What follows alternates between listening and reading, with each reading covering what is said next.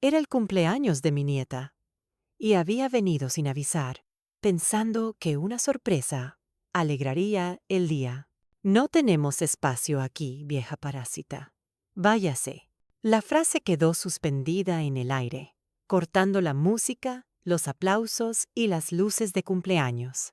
La dijo con una sonrisa, mientras sostenía una copa de cava, como si nada. Claudia, mi nuera, la esposa de mi hijo. Su voz sonó clara, fuerte, delante de todos. Yo me quedé de pie, con la tarta de manzana en las manos, sin entender del todo qué estaba pasando. Sentí las miradas de los invitados, el clic de un móvil grabando, el olor dulce del pastel, que de repente se volvió amargo. El corazón me latía tan fuerte que casi podía oírlo entre los murmullos. Mi hijo Álvaro no dijo nada.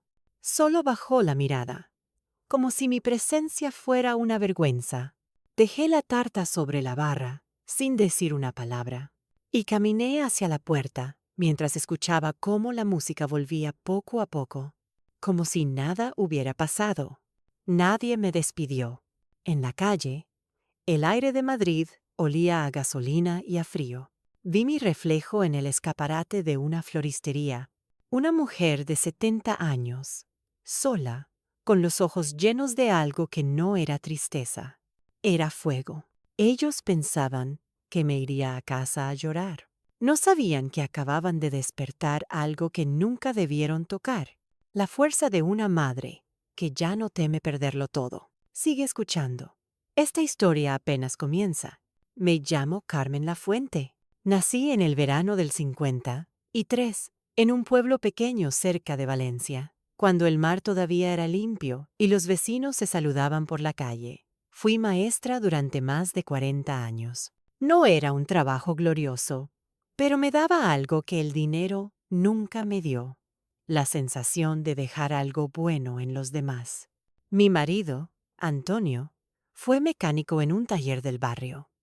Murió joven en un accidente de tráfico una noche de lluvia.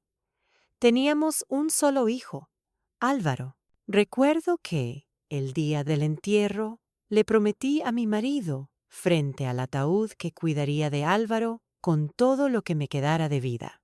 Y lo hice. Trabajé horas extras, di clases particulares, renuncié a vacaciones, a ropa nueva, a mi salud, todo para que mi hijo tuviera una carrera, un futuro que no dependiera del sudor como el nuestro. Con los años, logré algo que para mí era un milagro. Compré una casita cerca de la playa de El Perelló, en la costa valenciana. Era pequeña, con paredes encaladas y una bugambilias trepando por el porche. No era una casa de lujo, pero era mía, firmada ante notario, pagada euro a euro con mi esfuerzo.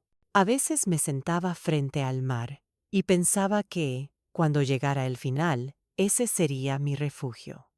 El lugar donde descansaría el recuerdo de Antonio, y donde Álvaro podría venir con su familia a pasar los veranos. Pero la vida cambia, y los hijos crecen, y el amor se transforma en distancia. Álvaro se fue a estudiar ingeniería a Madrid, y allí se quedó. Durante años me llamaba cada domingo, contándome lo mucho que trabajaba, que estaba bien, que todo era demasiado rápido. Luego conoció a Claudia Ríos. La primera vez que la vi fue a través de una pantalla, una videollamada.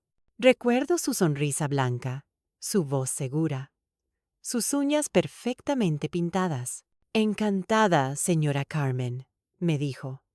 «Álvaro me ha hablado tanto de usted». Detrás de ella, la cámara mostraba un salón moderno, todo blanco, lleno de plantas decorativas que parecían de catálogo. Supe en ese momento que mi mundo y el de ella no tenían nada que ver. Yo venía de los años del pan con tomate, del ahorro y las libretas del banco. Ella, del brillo, de los filtros, del éxito medido en seguidores. Con el tiempo, Mis sospechas se confirmaron. Claudia se convirtió en una influencer de estilo de vida, con miles de seguidores que aplaudían cada foto de su casa, sus viajes, su familia perfecta. Cuando nacía mi nieta, subía videos de la cuna, de la ropa, del biberón. Todo era público, hasta el último detalle. Pero yo, no aparecía en ninguno. Cada vez que iba a Madrid, encontraba una excusa. Estamos grabando, Carmen. Mejor venga otro día. Estamos ocupados. La niña tiene fiebre. Y yo, como una tonta, aceptaba esas excusas con una sonrisa y una bolsa de magdalenas recién hechas. El tiempo pasó y Álvaro perdió el trabajo. La empresa constructora cerró. Me lo dijo por teléfono, una noche de diciembre, mientras yo preparaba sopa. Mamá, no te preocupes. Claudia y yo estamos bien, pero las cosas están un poco complicadas. Le ofrecí ayuda, aunque sabía que mi pensión era poca cosa. No, mamá, no hace falta, me respondió. Ya se nos ocurrirá algo. Ya se nos ocurrirá algo. No imaginé que ese algo sería robarme lo único que tenía. Claudia empezó a hablar con él sobre proyectos, nuevas oportunidades. Yo no lo sabía entonces, pero más tarde supe que la idea nació una tarde de verano, mientras tomaban vino en su terraza madrileña. Ella le dijo que necesitaban un lugar donde grabar videos, algo más auténtico, más cerca del mar. Y Álvaro, con esa debilidad suya de siempre, mencionó mi casa. Está vacía la mitad del año, habría dicho. A mi madre ya le cuesta subir escaleras. Y así, la semilla de la traición germinó. Mientras tanto, yo seguía viviendo mi rutina sencilla. Las mañanas de paseo por el paseo marítimo, las tardes de lectura, el café en el bar de Manolo.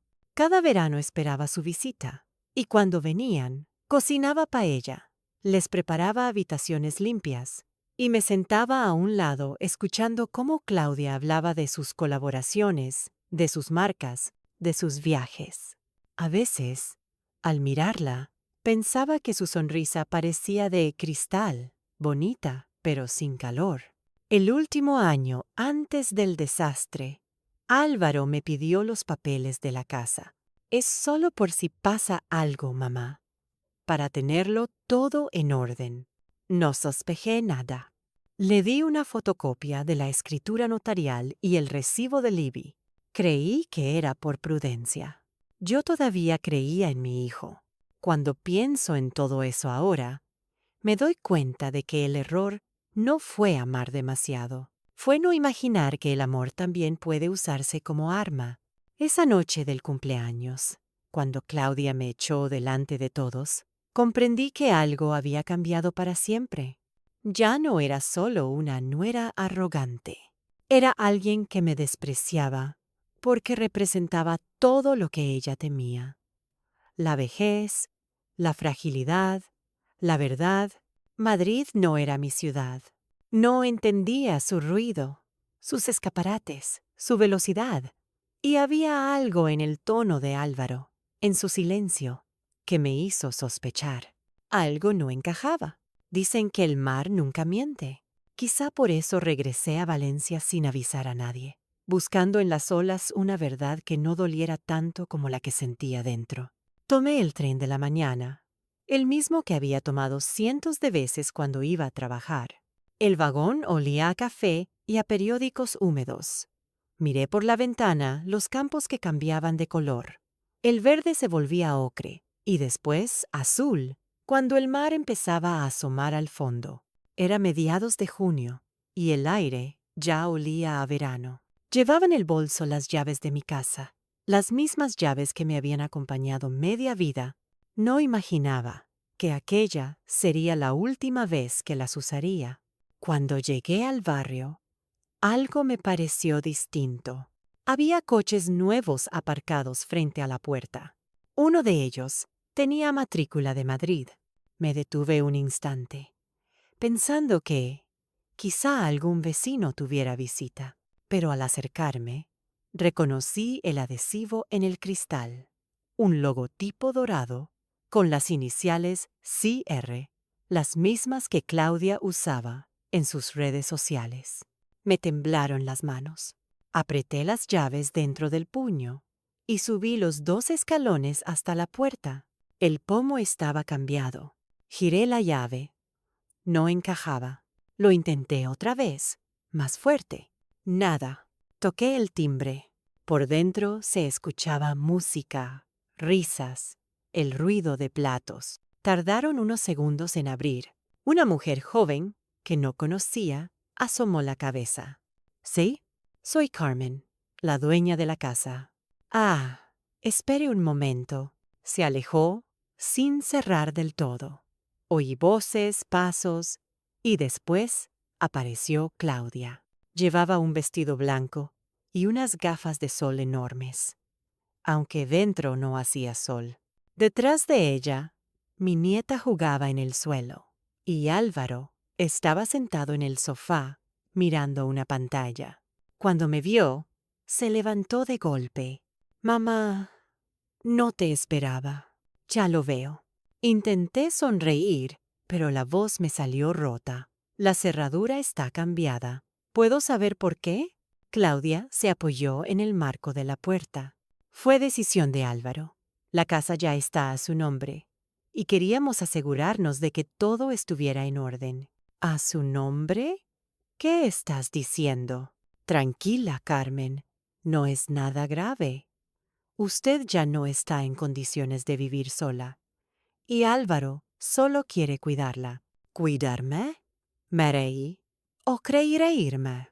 ¿Y para eso cambian la cerradura de mi casa? Álvaro bajó la mirada, incapaz de sostener la mía. Mamá, escúchame. Todo está hecho por tu bien. Firmaste la donación hace meses, ¿recuerdas? Sentí un vértigo. ¿Qué donación? La del notario en Madrid. Dijiste que confiabas en nosotros. El mundo se me estrechó como un túnel. No había firmado nada. Ni siquiera sabía de qué hablaban. Eso no es verdad, susurré. Pero nadie respondió. Claudia sonrió apenas. Un gesto tan educado como cruel. Debería descansar, Carmen. Si quiere, puede recoger sus cosas otro día, con calma. No queremos que se altere. Me quedé allí, en el umbral, mirando mi propia casa convertida en escenario ajeno. Las paredes estaban pintadas de otro color. Mis fotos habían desaparecido, los muebles cambiados. En la estantería, donde antes guardaba los libros de mis alumnos, ahora había velas aromáticas y cuadros con frases en inglés. Todo olía a perfume y a mentira. ¿De verdad vas a dejarme aquí fuera, Álvaro?, pregunté. Él cerró los ojos. Solo por un tiempo, mamá, hasta que se arregle todo. El portazo fue lento, casi educado, pero me dolió más que cualquier grito. Me quedé frente a la puerta cerrada, con las llaves inútiles en la mano y un silencio que me aplastaba. No sé cuánto tiempo pasé allí, mirando la fachada. El sol caía, las sombras se alargaban sobre el suelo, y yo seguía sin moverme. Una vecina, Teresa, se acercó. ¿Todo bien, Carmen?, preguntó. La miré, y las palabras no me salieron. Solo asentí. Esa noche dormí en su sofá. Mientras el mar golpeaba las rocas, pensé en las palabras de Claudia, en la mirada perdida de mi hijo, en el tono con que había dicho, firmaste. Algo estaba mal, muy mal. A la mañana siguiente fui al banco. La empleada, al revisar mis datos, frunció el ceño. Señora Lafuente, aquí figura un poder notarial reciente, firmado en Madrid. Autoriza a su hijo a gestionar sus cuentas. Sentí un vacío en el estómago. ¿Cuándo se firmó eso? Hace 2 meses. Ahí entendí que no se trataba de un malentendido. Era un plan cuidadosamente tejido con mi apellido. mi firma falsificada y mi propio amor usado en mi contra. Salí del banco, sin recordar cómo. El aire del puerto me golpeó la cara. Miré el horizonte y pensé que, si no hacía algo, acabaría perdiendo todo lo que era. No solo mi casa, también mi voz, mi historia, mi dignidad. Y en ese instante, sin lágrimas, sin testigos, tomé una decisión silenciosa. No volvería a dejar que nadie hablara por mí. El mar, frente a mí, parecía susurrar una promesa. Empieza por la verdad, Carmen. Lo demás vendrá después. La mañana siguiente amaneció gris, como si el cielo también dudara. Dormí poco, con la cabeza llena de frases entrecortadas, con esa mezcla de incredulidad y rabia que no deja respirar. Teresa, mi vecina, me sirvió café en una taza desportillada. Carmen, tienes que hacer algo, me dijo. Esto no puede quedar así. Asentí, aunque en ese momento no sabía ni por dónde empezar. Guardé mis papeles en una carpeta azul, fotocopia del título de propiedad, recibos del IBI, facturas de luz y agua a mi nombre. Eran mi pequeño escudo. Después, tomé un taxi hasta el registro de la propiedad. El edificio olía a papel viejo y desinfectante. Una funcionaria joven, amable, me pidió el número de referencia catastral. Tecleó en el ordenador, miró la pantalla y luego me miró a mí con cierta incomodidad. Señora Lafuente, aquí figura una modificación reciente. ¿Qué modificación? La vivienda fue donada a nombre de su hijo, Álvaro Martín Lafuente. Escritura firmada en Madrid hace 2 meses. Sentí un zumbido en los oídos. Eso es imposible. Aquí consta la firma.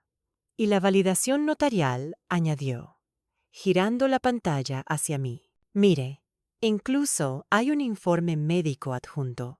El papel mostraba mi nombre, mi DNI, mi dirección, pero la firma no era la mía. Era una imitación torpe, pero suficiente para engañar a quien quisiera creer. Y el informe médico decía: la paciente presenta deterioro cognitivo leve que afecta su capacidad de gestión económica. Me quedé mirando esas líneas mientras sentía cómo se me helaban las manos. No recordaba haber estado en ningún médico de Madrid ni haber firmado nada parecido. La funcionaria, sin saber qué hacer, me entregó una copia. Puede pedir una revisión judicial si considera que hubo falsificación. Asentí, guardé el papel y salí del edificio con las piernas temblando. En la calle, el aire de Valencia olía a sal y a gasolina. Me senté en un banco y abrí la carpeta. Allí estaba todo. Mi vida reducida a documentos y firmas. Y de pronto, entre ese ruido de coches y gaviotas, apareció una imagen que me atravesó. Un recuerdo. Fue como si alguien hubiera abierto una ventana dentro de mí. Volví a verme joven, en el aula donde enseñaba a leer a los niños. Antonio, mi marido, venía cada tarde a buscarme en su moto. Álvaro tenía 8 años y lo esperábamos los dos en la puerta del colegio. Recuerdo el olor de la tiza, la risa de mi hijo, la voz de Antonio diciéndome: cuando terminemos de pagar la hipoteca, haremos una casa cerca del mar. Y lo hicimos. Tardamos 10 años, pero la construimos con nuestras propias manos. Antonio murió poco después de verla terminada. Yo prometí cuidar de esa casa, porque era su sueño y el mío. Volví al presente con un nudo en la garganta. Apreté los papeles contra el pecho y susurré: no voy a dejar que la conviertan en un decorado de mentira. Esa tarde fui a mi banco.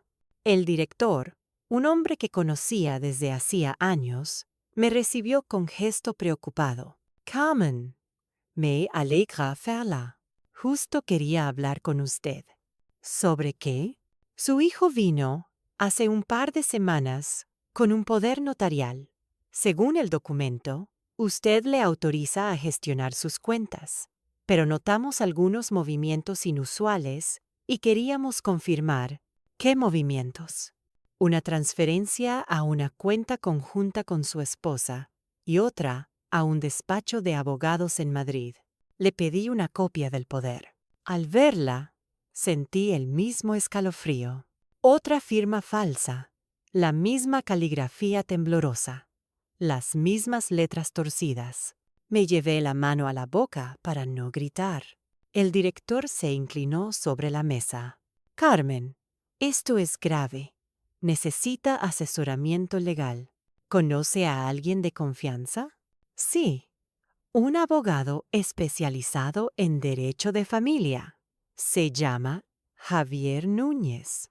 Me anotó el número en un papel y me lo entregó. Salí del banco con una mezcla de miedo y alivio. Por primera vez en muchos años, sentí que tenía un plan, aunque fuera pequeño. Descubrir la verdad paso a paso. Esa noche, en el apartamento de Teresa, saqué una vieja caja de zapatos donde guardaba cartas y fotos. Entre ellas encontré una que Álvaro me había escrito desde Madrid hace años. Su letra, redonda y clara, decía: «Mamá, te prometo que algún día te compraré una casa mejor». Sonreí con amargura. No necesitaba comprarme una casa. Solo tenía que no robarme la mía. Me miré al espejo. El rostro que me devolvió la imagen ya no era el de una mujer frágil. Era el de alguien que empezaba a entender que el amor, sin respeto, es solo una forma lenta de destrucción. Al día siguiente, llamé al despacho de Javier Núñez. Su secretaria me dio cita para esa misma semana. Pasé horas preparando la carpeta, todos los documentos, las copias del registro, los extractos del banco, las fotos de la casa. Era mi expediente, mi historia convertida en pruebas. Cuando me senté frente al abogado, me observó con atención.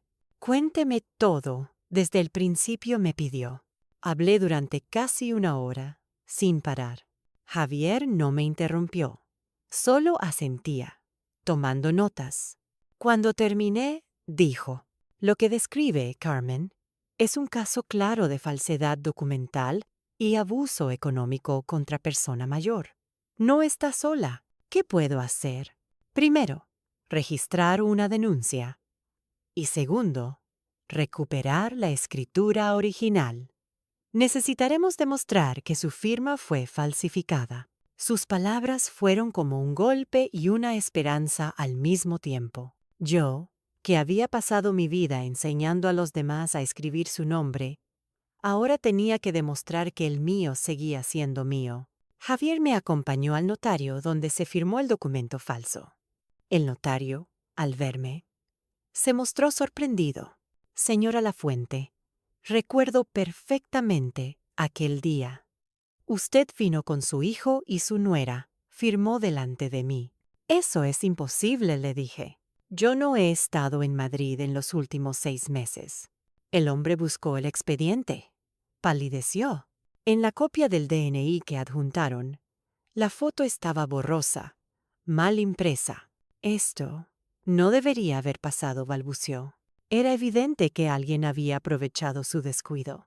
Al salir de allí, Javier me dijo: «Tenemos más de lo que esperaba. Esto no es solo una disputa familiar, Carmen. Es un delito.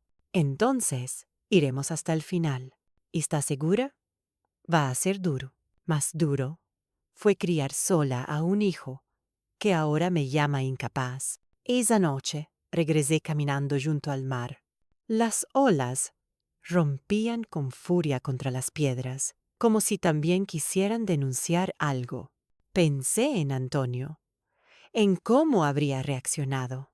Tal vez me diría que no odiara a nadie, que la verdad siempre se abre camino. Y comprendí que tenía que hacerlo por los dos. Por él, por mí, por la mujer que fui y por la que estaba a punto de ser. El despacho de Javier Núñez olía a madera y a café recién hecho. Las paredes estaban cubiertas de carpetas, diplomas y fotografías con otros clientes. Era un lugar sobrio, sin adornos, donde todo parecía tener un propósito. Mientras él revisaba los documentos que le había llevado, yo observaba la ventana abierta y escuchaba el ruido lejano de los coches en la Gran Vía. Por primera vez en semanas, sentí que el mundo seguía girando, aunque el mío se hubiera detenido. Carmen, dijo Javier al cerrar la carpeta, tenemos un caso sólido, pero esto no se ganará solo en los tribunales. Claudia tiene contactos, dinero y una imagen pública intachable. Habrá que exponerla ante la luz. ¿Exponerla? Pregunté. Sí, cuando la gente ve la verdad, el miedo cambia de bando. Me explicó que los delitos que se investigaban, falsedad documental y estafa, eran graves, especialmente cuando la víctima era una persona mayor. Sin embargo, el proceso podía ser largo y agotador. Necesitaba paciencia, fuerza y aliados. Esa palabra, aliados, se me quedó flotando en la cabeza. Durante años, había vivido sola, sin pedir ayuda. Creía que podía resolverlo todo, con silencio y buena voluntad. Pero ahora entendía que el silencio era el terreno donde crecen los abusos. A los pocos días, Javier me llamó para decirme que quería que conociera a alguien. Se llama Ana Beltrán. Es periodista. Trabaja para un programa de investigación social. Ha hecho varios reportajes sobre abusos a personas mayores. Al principio dudé. No quería que mi vida se convirtiera en espectáculo. Pero Javier me aseguró. Ella no busca morbo, Carmen. Busca justicia. Nos citamos en un pequeño café cerca del Mercado Central. Ana llegó con una grabadora y una sonrisa franca. Tenía unos 40 años, el cabello corto y una mirada que combinaba ternura y determinación. Pidió un cortado y me dijo, he leído su caso. Es más común de lo que imagina. Las herencias envenenadas son una epidemia silenciosa. Durante la entrevista, le conté todo. La humillación en Madrid, la cerradura cambiada, la escritura falsa, el informe médico inventado. No lloré, solo hablé, palabra por palabra, como si cada frase fuera una piedra que dejaba caer dentro de un pozo. Ana escuchó en silencio. De vez en cuando anotaba algo en su libreta. Cuando terminé, me miró y dijo, vamos a contar su historia, pero a su manera. No como víctima, sino como ejemplo. Acepté, aunque me daba miedo. Nunca me había gustado la exposición pública, pero entendía que, si no hablaba, otras madres podrían vivir lo mismo en silencio. Ana vino a mi casa al día siguiente con un camarógrafo. Grabaron planos del mar, de mis manos sosteniendo las fotos de Antonio y Álvaro, del título de Propiedad Amarillento. Me pidió que leyera una carta que había encontrado días atrás entre los papeles antiguos de mi marido. Cuidarás de lo nuestro, Carmen. No dejes que nadie robe lo que hicimos juntos. Mi voz tembló al pronunciarlo. ¿Cómo se siente al decir eso?, preguntó Ana. Como si me lo dijera hoy. Entonces es un mensaje perfecto para empezar el reportaje. A partir de entonces, mi vida se llenó de llamadas, reuniones y papeles. Javier preparaba la denuncia formal. Ana y su equipo editaban el material para el programa. Yo iba y venía entre el despacho, la notaría, el banco, recopilando todo lo que pudiera servir de prueba. Cada documento era una pieza de mi dignidad recuperada. Una tarde, Javier me avisó, tu hijo y su esposa han sido notificados. ¿Qué significa eso? Que saben que los has denunciado. ¿Y qué harán? Lo de siempre. Intentar intimidar o desacreditarte. No les temas. No tuvo que pasar mucho para que se cumpliera. Al día siguiente, recibí un mensaje de Álvaro. «Mamá, ¿por qué haces esto?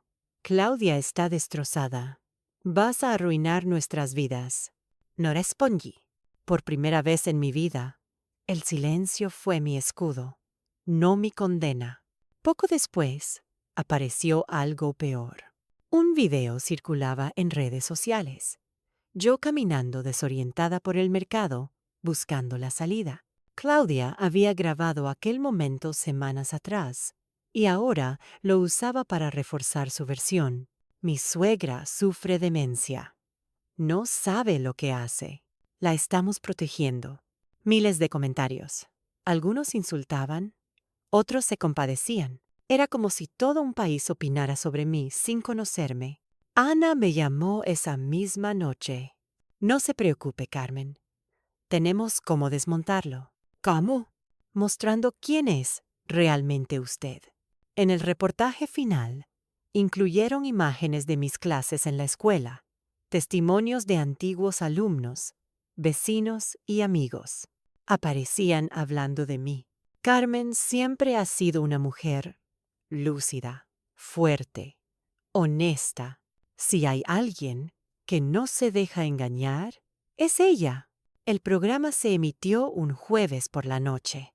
Se titulaba Herencias bajo presión, cuando la familia cruza la línea. Yo lo vi sola, con una manta en las piernas y un té frío entre las manos. Al principio, mi voz me sonaba extraña, como si perteneciera a otra mujer. Pero al final del reportaje, cuando mostraron la copia de la escritura y la firma falsa junto a la mía, algo cambió dentro de mí. Ya no era una historia de vergüenza, era una historia de resistencia. Al día siguiente, los teléfonos no pararon de sonar. Mensajes de apoyo, entrevistas, correos de otras mujeres contando sus casos. El hashtag «No es demencia, es estafa» se volvió tendencia nacional. Javier sonreía cuando me llamó. «Lo logramos, Carmen. La opinión pública está contigo». «¿Y ellos?», pregunté. «Ellos están acorralados. Claudia ha perdido contratos publicitarios. Álvaro, su empleo. Pero lo importante es que la Fiscalía ha abierto una investigación de oficio». Esa noche, caminé hasta la orilla del mar. El viento era suave y las luces del puerto brillaban como promesas lejanas. Pensé en Antonio, en lo mucho que habría disfrutado ese silencio limpio. Por primera vez, en mucho tiempo, sentí algo parecido a paz. No era el final. Lo sabía, pero ya no tenía miedo. Miré el horizonte y murmuré: «Me han quitado muchas cosas, Antonio, pero no pudieron quitarme lo más importante, la capacidad de creer en mí». Y con esa certeza, regresé a casa, lista para el siguiente paso: enfrentarme a ellos, no con odio, sino con la fuerza tranquila de quien ya ha mirado de frente a la mentira. El silencio después del programa duró poco, 3 días, tal vez 4. Después llegó la tormenta. Los titulares en los portales digitales se multiplicaban. Influencer acusada de falsificar documentos para quedarse con la casa de su suegra. ¡Ah! Una maestra jubilada lucha por su herencia frente a su propio hijo. Al principio los comentarios eran compasivos, pero pronto aparecieron los crueles, los que siempre llegan cuando huelen sangre. Claudia respondió desde su cuenta de Instagram. Publicó una foto suya, vestida de blanco, con los ojos llorosos, sosteniendo a mi nieta en brazos. El texto decía: «Nunca pensé que tendría que defenderme de alguien a quien quise como a una madre. Todos los que me conocen saben que lo único que he hecho es cuidar de mi familia». En menos de una hora, tenía miles de me gusta y mensajes de apoyo. Yo miraba la pantalla del televisor sin pestañear. Ana me había advertido: «Van a intentar convertirte en la villana. No les des lo que quieren». Tenía razón. El juego ahora era público. y cada palabra podía ser usada en mi contra. Javier, por su parte, actuaba con precisión quirúrgica. Presentó formalmente la denuncia por falsedad documental, estafa y abuso económico a persona mayor, adjuntando todas las pruebas recogidas, copias de la escritura original, el informe médico falso, los movimientos bancarios sospechosos y la grabación del notario, admitiendo el error. El caso pasó al juzgado de instrucción número 5 de Valencia. A partir de ahora, Carmen me dijo, no hables con la prensa sin consultarlo. Ellos tienen abogados y cada palabra cuenta. No te preocupes, le respondí. Ya aprendí a callar cuando es necesario. Pero no todos estaban preparados para callar. Claudia contrató a un despacho de comunicación para limpiar su imagen. Apareció en una entrevista de televisión, maquillada y sonriente. La periodista, complaciente, le preguntó si se sentía víctima de una campaña. Por supuesto, dijo Claudia. Mi suegra está manipulada por personas que solo quieren fama. Ella no sabe lo que hace. Y entonces soltó la frase que encendió la mecha. Esa mujer necesita ayuda médica, no abogados. Esa noche, mientras cenaba sola, Ana me llamó furiosa. ¿La viste? Preguntó. Sí. ¿Y qué piensas hacer? Nada. Que se hunda sola, con sus mentiras. A la mañana siguiente, el programa de Ana publicó un segundo reportaje, una investigación sobre el médico que había firmado el falso diagnóstico. Resultó ser amigo personal de Claudia y haber trabajado para la misma agencia de publicidad que la representaba. La historia explotó. Los medios se llenaron de titulares sobre corrupción médica y fraudes familiares. Por primera vez, el nombre de Claudia dejó de brillar. Mientras tanto, el proceso judicial seguía su curso. Javier me acompañó a declarar ante el juez. La sala era fría, impersonal, con un reloj que marcaba el paso lento del tiempo. Conté todo, cómo me habían cambiado la cerradura, cómo falsificaron mi firma, cómo usaron mi propio amor como arma.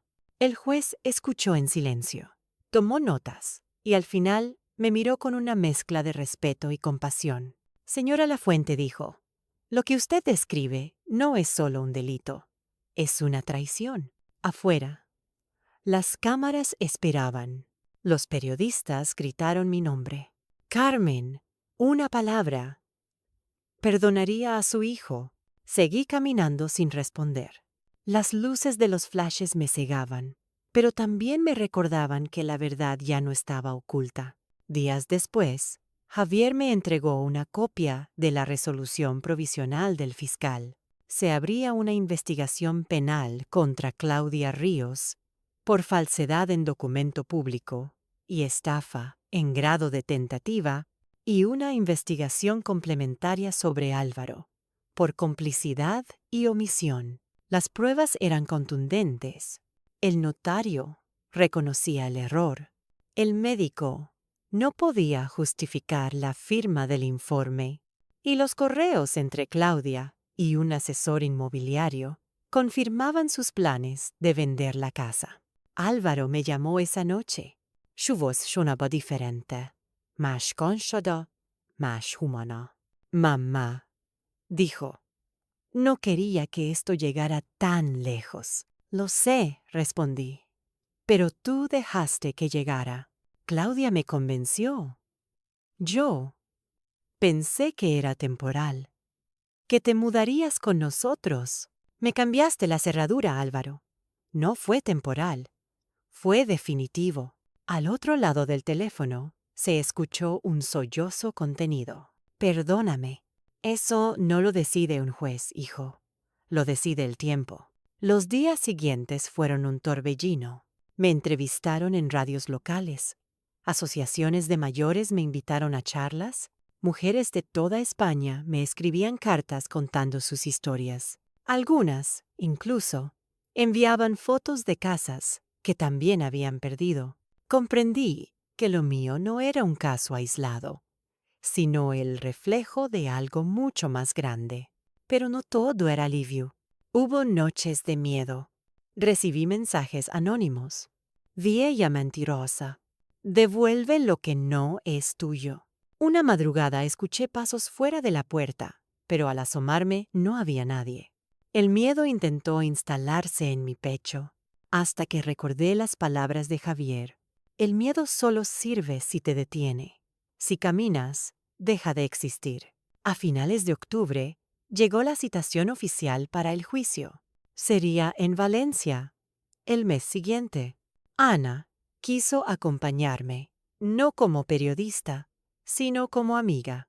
Has pasado de víctima a símbolo, Carmen me dijo mientras tomábamos café. No soy un símbolo, respondí. Solo una madre cansada de ser invisible. Claudia, mientras tanto, se hundía. Las marcas cancelaban sus contratos. Su cuenta de Instagram perdió miles de seguidores. Y los comentarios, antes dulces, se volvieron ácidos. ¿Dónde está tu suegra ahora? Deja de fingir lágrimas. Álvaro desapareció de la vida pública. Nadie lo veía. Javier me contó que estaba en tratamiento psicológico. No me alegré, pero tampoco me dolió. Solo pensé que, tal vez, el silencio era su castigo y su salvación. Esa noche, antes de dormir, abrí una libreta y escribí: Cuando una madre lucha por la verdad, no lo hace solo por sí misma, lo hace por todos los hijos que aún pueden aprender. Sabía que la siguiente batalla sería la definitiva. El juicio, la confrontación, la verdad ante todos. No tenía certezas, solo convicciones, y una de ellas era esta: no hay peor prisión que el miedo, y yo, al fin, había aprendido a vivir fuera de sus muros.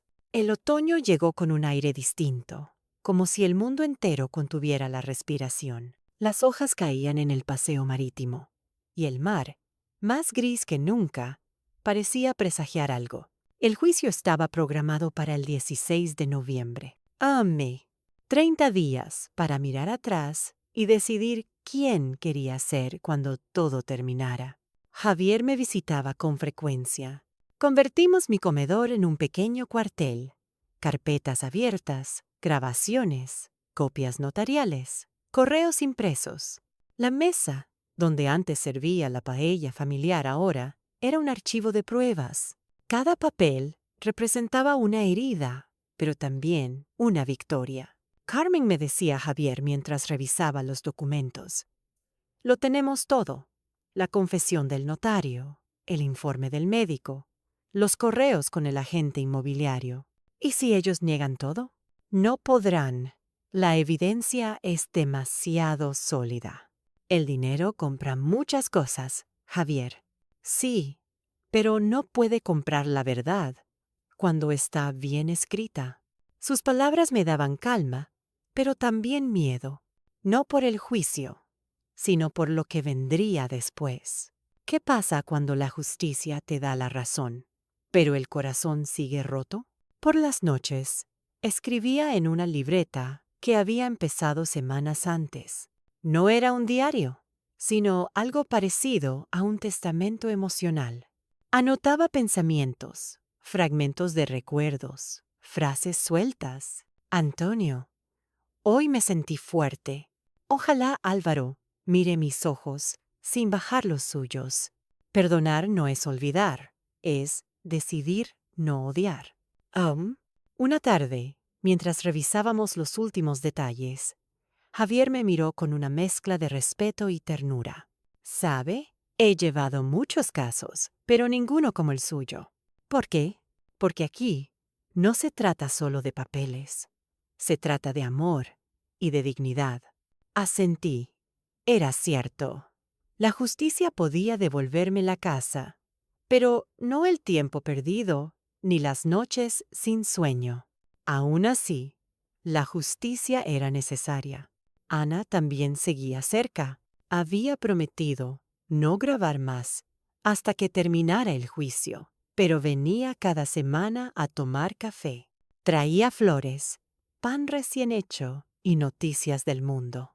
España entera espera el juicio, Carmen me dijo un día. Eres la voz de muchas mujeres que nunca se atrevieron a hablar. No quiero ser voz de nadie, Ana. Solo quiero volver a tener silencio.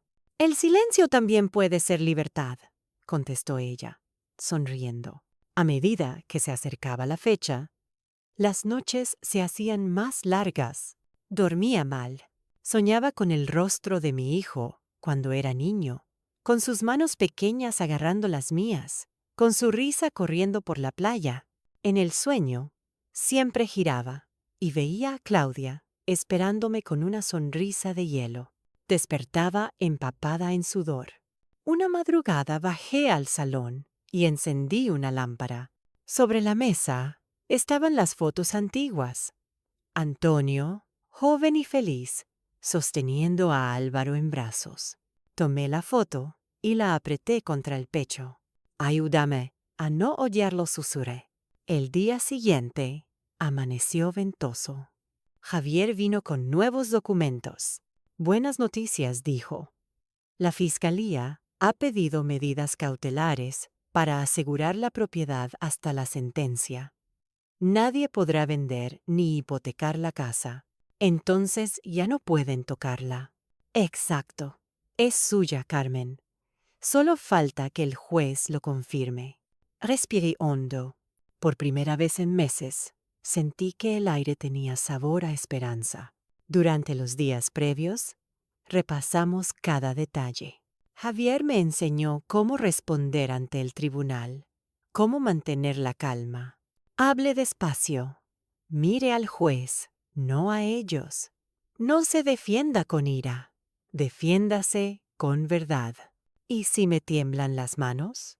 Déjelas temblar. Los inocentes también tiemblan. El último fin de semana antes del juicio, recibí una carta. El sobre era sencillo, sin remitente. Dentro, solo una hoja. Mamá, no sé si algún día mereceré tu perdón. No estaré en el juicio. No puedo. Pero he hablado con mi abogado y he dicho la verdad. Lo siento. Era la letra de Álvaro. El papel tenía una mancha de café, o tal vez una lágrima. Me quedé mirándolo mucho tiempo. No lloré, solo sentí algo abrirse dentro de mí, una grieta por donde entraba un poco de luz. Guardé la carta en el bolsillo de la chaqueta que pensaba llevar al juicio, no como prueba, sino como escudo. La noche anterior al 16, no pude dormir. Fui al balcón. El mar estaba oscuro, pero tranquilo. Pensé en todo lo que había pasado.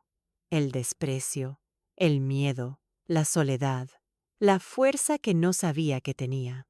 Y en medio de ese repaso, me di cuenta de algo sencillo.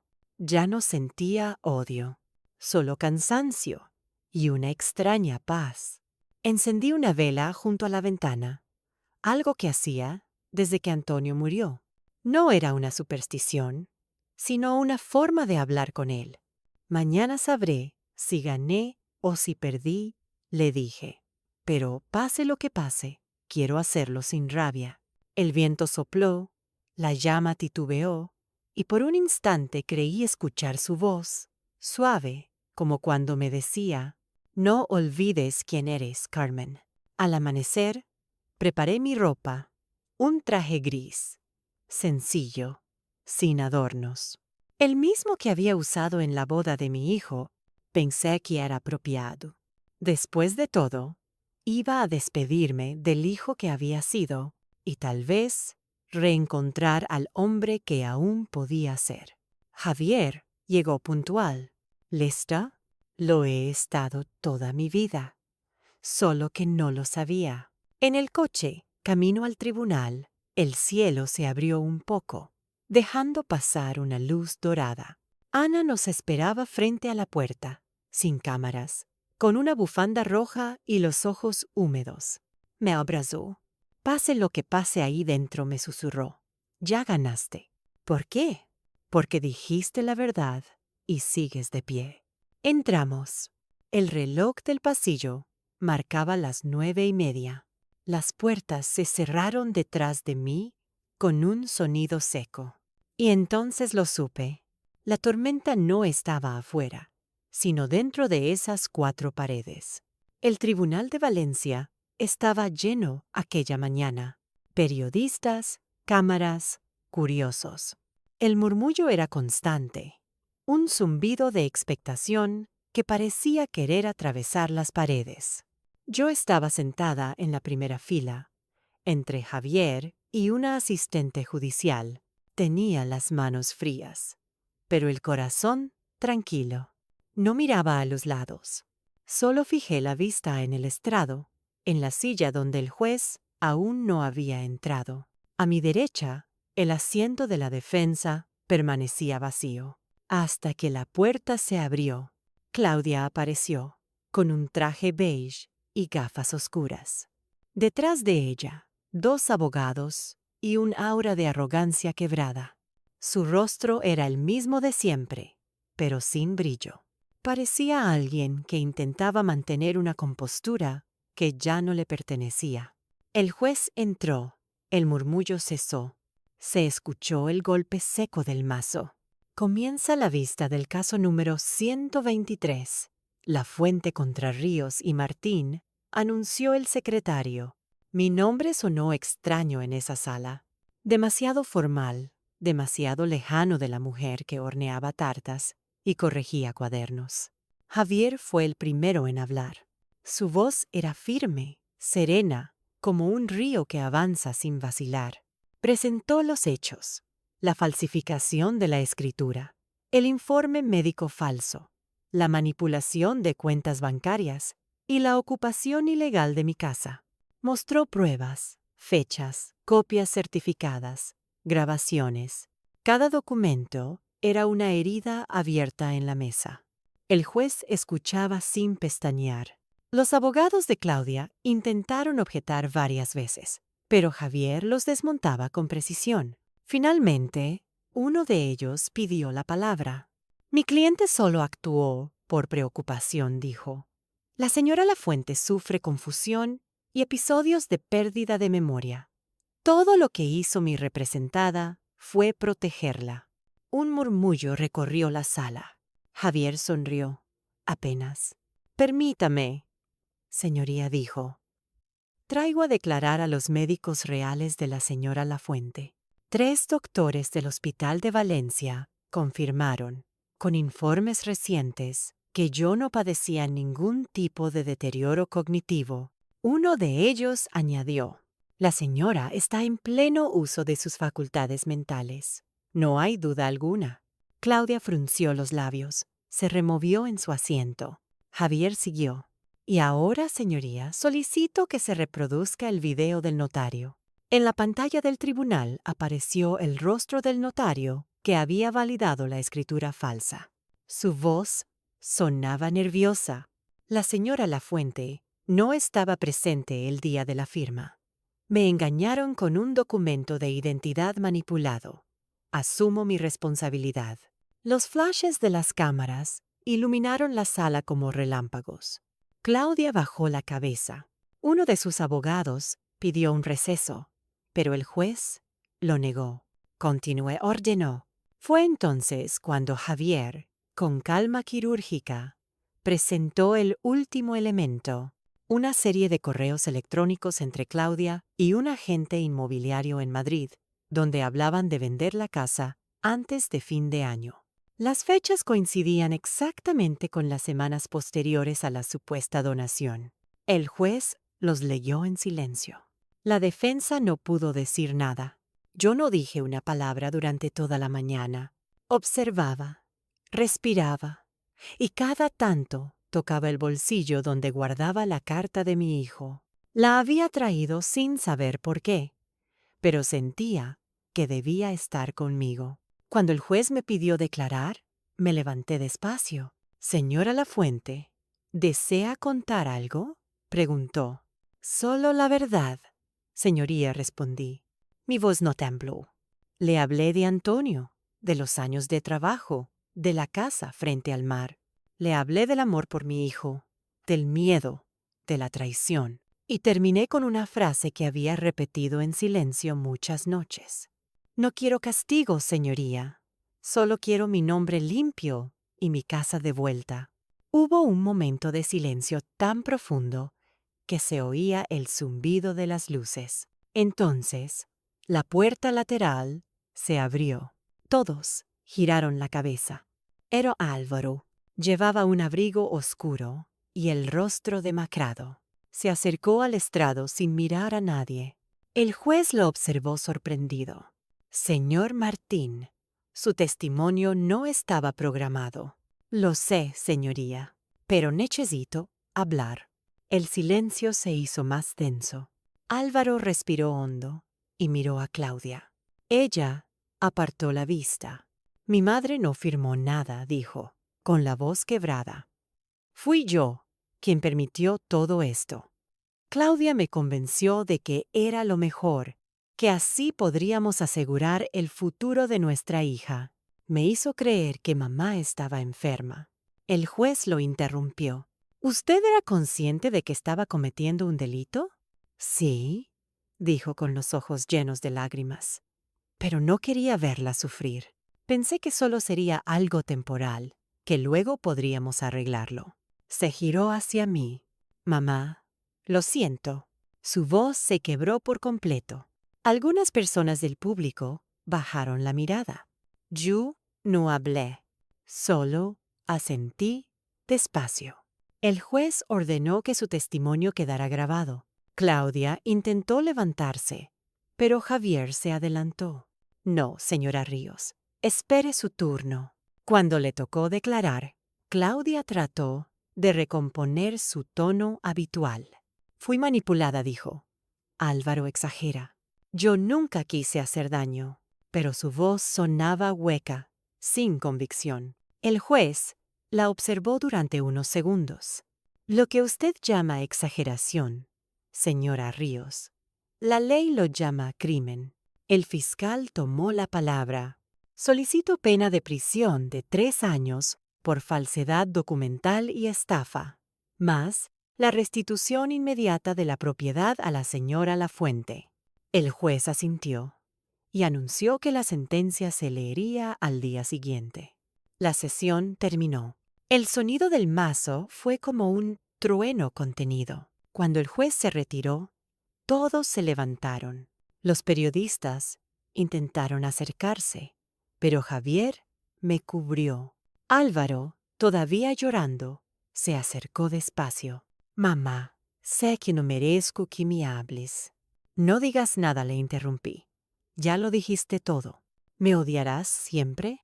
No, hijo, pero tampoco olvidaré.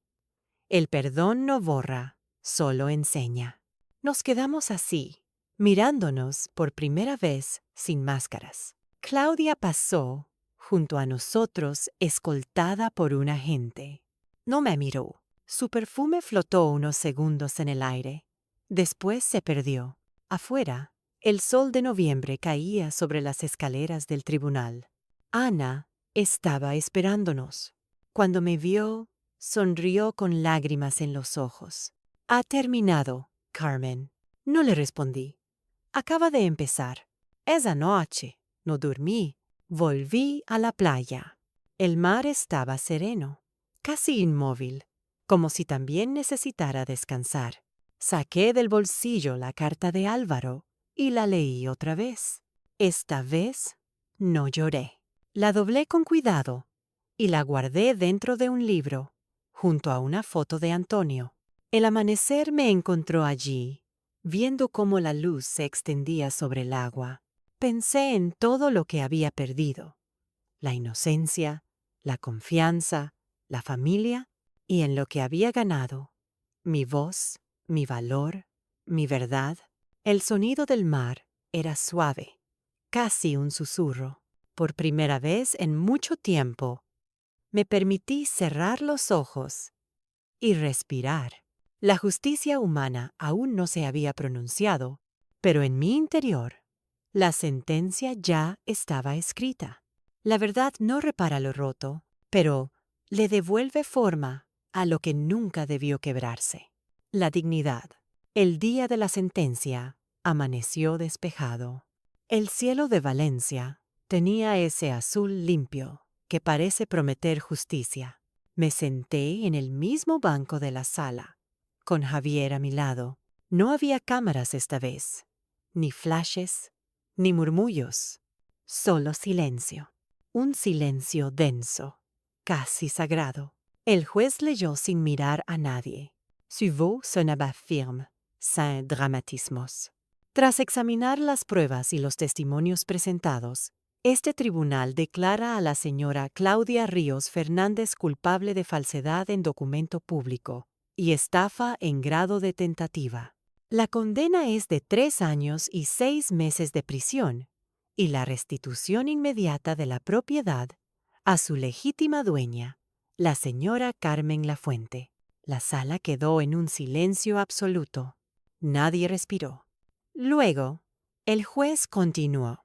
Respecto al señor Álvaro Martín Lafuente, se reconoce su cooperación con la justicia y su confesión voluntaria. La pena queda suspendida, con la condición de cumplir un programa de reparación social y terapia obligatoria. Sentí que el aire volvía a mis pulmones, no con alegría, sino con una calma antigua, como si el tiempo hubiera decidido detenerse un momento para dejarme descansar. Claudia no levantó la vista, solo apretaba los puños. Por primera vez, parecía consciente del daño que había causado. Cuando los guardias la escoltaron fuera, no sentí triunfo. Sentí vacío. Javier me tocó el hombro. Ganamos, Carmen. No, Javier, susurré. Solo terminó la parte que podía ganar la ley. A la salida, el sol me cegó unos segundos. Ana me esperaba afuera, con una flor en la mano. Para usted, me dijo. Por la verdad. La abracé. No hacía falta decir nada más. Álvaro me esperó a unos metros. Había envejecido en pocos meses. Cuando se acercó, lo miré en silencio. Sé que no merezco que me escuches, dijo. No busques palabras perfectas, hijo. A veces el silencio dice lo que el corazón no puede. Él bajó la cabeza, las lágrimas cayendo sin contención. Perdóname, mamá. No te perdono por lo que hiciste, respondí con voz suave. Te perdono porque quiero seguir viviendo. ¿Puedo verte algún día? Cuando entiendas que la verdad no se pide prestada, sino que se gana. Entonces, sí. Nos quedamos unos segundos mirándonos, hasta que él se marchó sin mirar atrás. No lo detuve. Hay caminos que cada quien debe recorrer solo. Esa tarde volví a mi casa. La llave volvió a encajar en la cerradura. El sonido metálico me pareció un latido. Abrí despacio. El olor del mar entró primero, después el eco de mis pasos. Todo estaba cubierto de polvo y silencio. Pero era mi silencio. Fui hasta la cocina. Encima del mármol aún quedaba la vieja tetera de Antonio. La lavé, la llené de agua, la puse al fuego. Mientras esperaba que hirviera, abrí las ventanas. El aire salado entró y llenó cada rincón. Sentí que, por fin, la casa respiraba conmigo. Más tarde, Ana vino con su cámara, pero no para grabar. ¿Puedo hacerte una última foto?, preguntó. Solo si es sin filtros, bromeé. Ella rió. La foto me muestra sentada frente al mar, con la mirada serena. Se publicó meses después, junto a un artículo titulado La maestra que enseñó a España el valor de la dignidad. El invierno llegó despacio. Las olas eran más altas, pero ya no me daban miedo. Un día recibí una carta del centro de rehabilitación donde Álvaro hacía terapia. Decía que estaba cumpliendo su programa, ayudando a otros mayores con tareas tecnológicas. Al final de la carta, una nota breve. He aprendido que la vergüenza no se borra, pero puede transformarse en respeto. Te quiero. Guardé esa carta junto a la primera, en el mismo libro. Sonreí, no porque todo estuviera bien, sino porque, por primera vez en años, sentí que podía perdonar sin renunciar a mí misma. Esa noche, preparé una cena sencilla. Puse 2 platos en la mesa, como hacía antes. Uno para mí, otro para Antonio. Ya está todo, le dije en voz baja. No gané, Antonio. Solo dejé de perderme. Fuera, las campanas del puerto marcaron la medianoche. El viento soplaba, trayendo el rumor de las olas contra las rocas. Me serví una copa de vino y miré hacia el horizonte. El mar, infinito y tranquilo, parecía responderme. La justicia puede devolver lo que se roba, pero solo el perdón devuelve la paz. Y entonces supe que había llegado el final. El de una madre que no venció a nadie, pero se salvó